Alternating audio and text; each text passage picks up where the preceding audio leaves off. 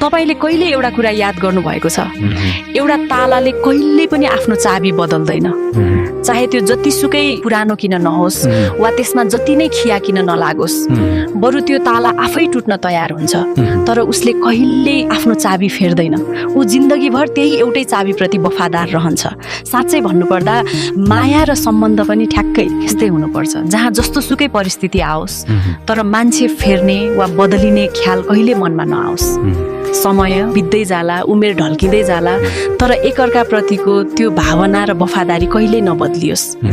आजभोलि सानो मनमुटाव हुँदा सजिलै साथ छोड्ने यो दुनियाँमा यदि कसैप्रति वफादार हुनु नै छ भने नि त्यो ताला र चाबी जस्तै बन्नुहोस्, जो एकअर्का बिना बिल्कुलै अधुरा छन्, जहाँ एउटा हरायो भने अर्कोको पनि कुनै अर्थ नै रहँदैन।